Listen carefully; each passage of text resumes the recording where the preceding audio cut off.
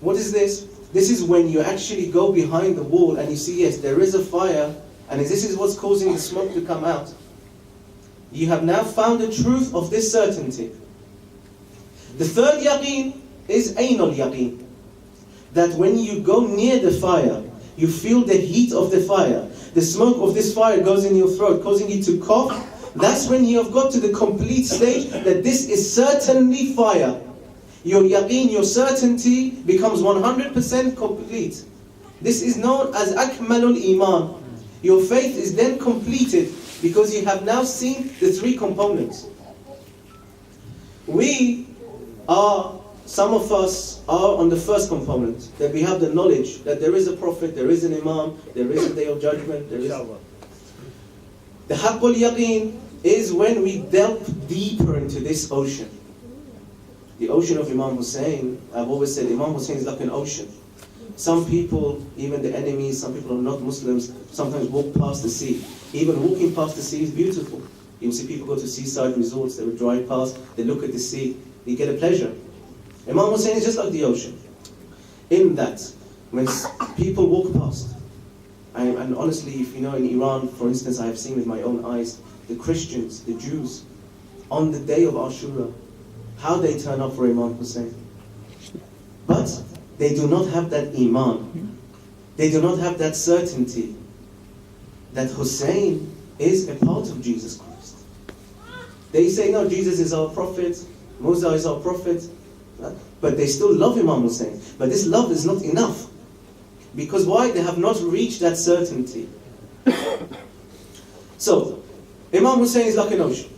So, some of us that have delved deeper into this ocean, we have this haqqul yaqeen. When will we get to aynul yaqeen? That's on the other side. For this ummat, aynul yaqeen is not possible. Aynul yaqeen is only possible when you open your eyes on the other side. When you will see what Allah has in store for you.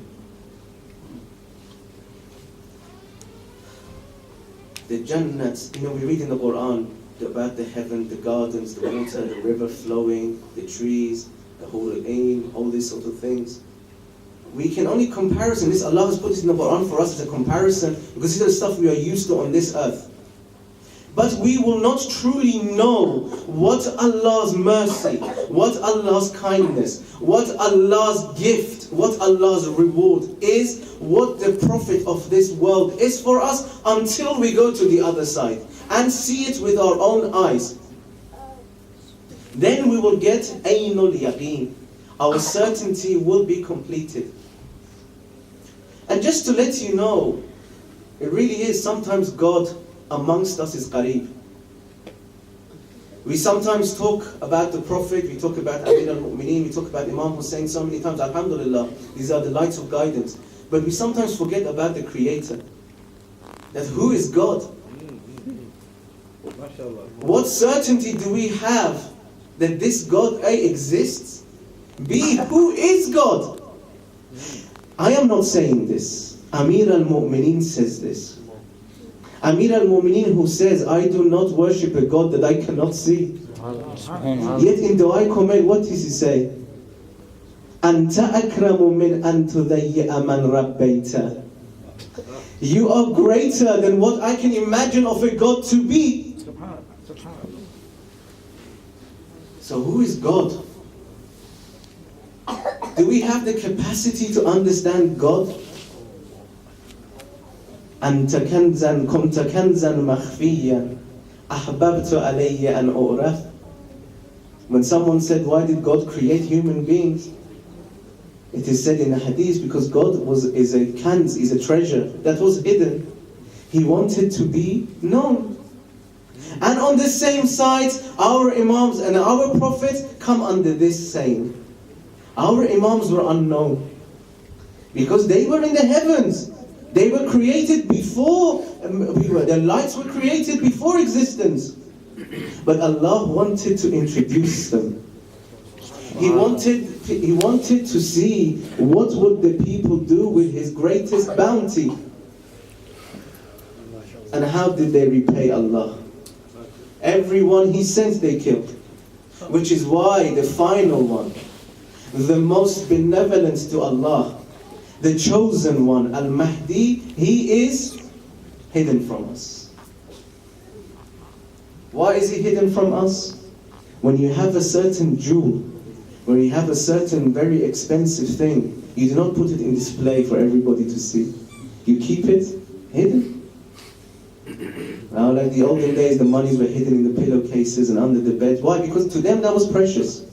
Mahdi to Allah is the most precious. Therefore, he has kept him hidden, that these sinful eyes cannot see him. So Mahdi is the same as Allah that we cannot see. He is also kanzan makhfiyya. He is also a hidden treasure. Why? Why do I say this? Only people who have faith can understand this. Why? Because it says in the Quran, بَقِيَّةُ اللَّهِ خَيْرٌ لَكُمْ إِن كُنْتُمْ مُؤْمِنِينَ. Only if you are mu'min, then you will understand that the rest of God, who is rest of God? Baqiyatullah. He is the rest of God, is better for you if you are mu'min, if you have faith, if you have yaqeen, if you have certainty. Not only did we not see him, our Imams have not seen him. Yet when Hazrat al-Zahra was behind the door, she did not cry out for Fizza first, she cried out for Mahdi first.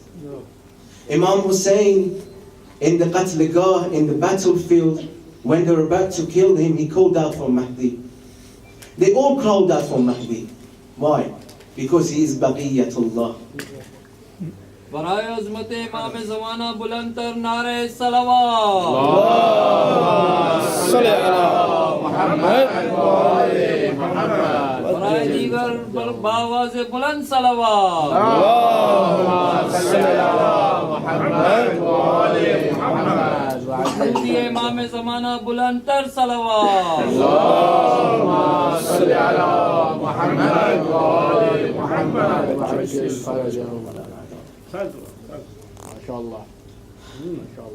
So certainty, yaqeen. The 72 at Karbala, the 84 women and children, they had this complete certainty. Why only these 72? 6,000 people were with Imam Hussain on the night of Ashura. 6,000. When people say that Imam Hussain went on this mission, he was Salawat bar Muhammad.